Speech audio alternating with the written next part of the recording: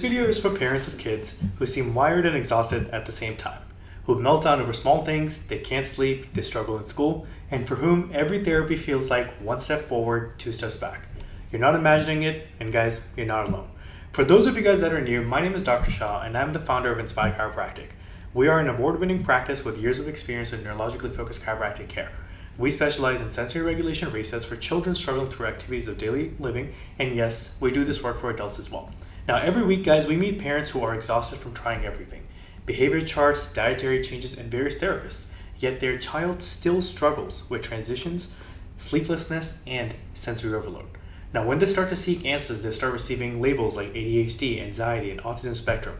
See, these labels start to accumulate alongside appointments and bills, but no one addresses the true issue. A nervous system that is stuck in chronic stress, which we are going to refer to in this video as the busy brain syndrome. Now, today we're going to explore what this is, why it occurs, and how to address it. See, we're breaking down what busy brain syndrome really is and why it's a nervous system regulation issue and not simply a behavior problem. We'll walk through the three-phase perfect storm that can wire this pattern into your child's system before they even enter school, and how it shows up in sleep challenges, sleep delays, emotional volatility, and sensory struggles. And finally, we'll explain why therapies often plateau and what shifts you can address and what shifts when you start to address the neurological foundations first. I want to share a story of a little boy that we just started under care in our office. We're about a week into care, and what's fascinating about this kid is about and I don't want to share too many details about this kid, but what is fascinating is this parent is seeking us out because not only is this kid having tantrums, difficulty sleeping, but he wets the bed every night. And what's fascinating is that the moment we started working on this kid about taking a couple of visits in, when we started taking that upper cervical pressure that was interfering in his nervous system communicating all the best way, the mom came back and told us that the reason she was really excited to start care is because for the first time and more than she can ever remember, her child actually woke up in the middle of the night to use the bathroom. Guys, that's not a miracle. That's what happens when you finally address the foundation, right? See, research shows that the maternal cortisol, the stress hormone, it crosses the placental barrier and it directly affects how a baby's brain structure forms.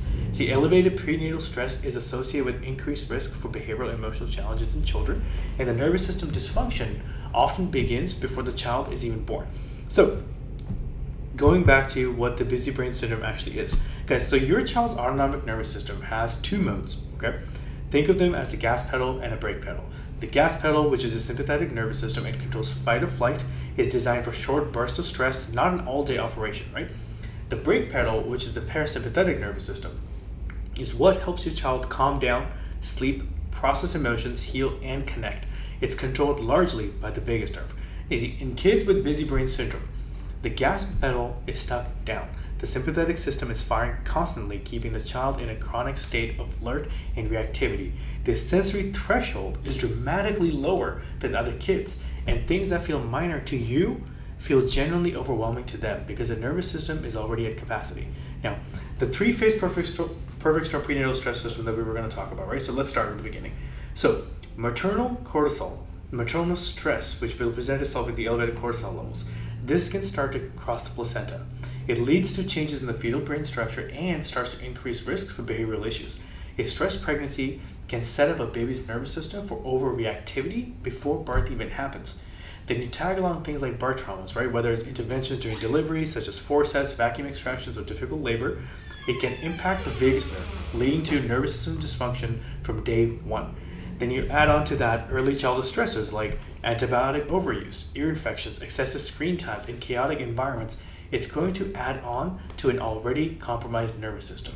See, each phase compounds the previous one, leading to a brain that is locked in a protection mode, hindering development, sleep, and emotional connections as your child really grows. So how does the busy brain actually show up in your child? Well, the first thing that we start to see is going to be things like sleep challenges.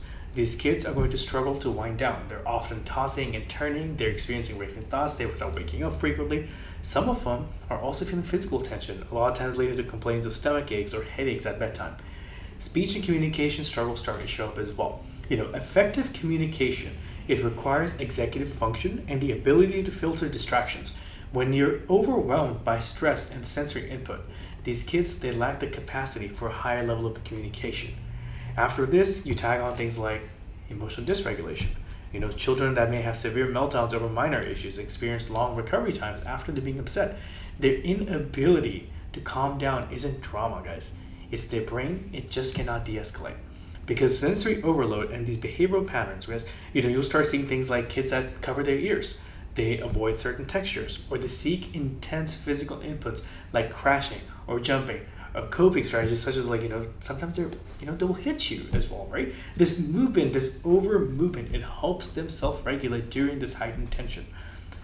Eventually, you start running into social developmental issues, right? Because when you are in survival mode, the brain prioritizes the fight or flight. It makes it hard to read social cues and build relationships, because a regulated nervous system is essential for healthy social interactions.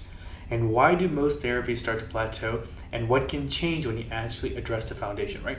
Because guys, you gotta be honest, we love OT, speech therapy, behavioral interventions. They are genuinely valuable tools, and we are absolutely not here to replace them. But when the nervous system is stuck in fight or flight, a lot of times those therapies, they're working against a foundational problem. That's why you're doing all these therapies and it feels like that you're just stuck and you're not making progress. Think of it this way. You cannot remodel a house that has a cracked foundation, or think of it like pushing a car with the parking brake on. These therapists, guys, they're working so hard, they're pushing so hard. Your child is trying, you are trying, but the nervous system is just stuck on brake. Now, neurologically focused chiropractic care that we use in our office. First of all, we are going to be using something called the insight scans to actually objectively measure how much stress and tension is locked into your child's nervous system and where exactly is it creating interference.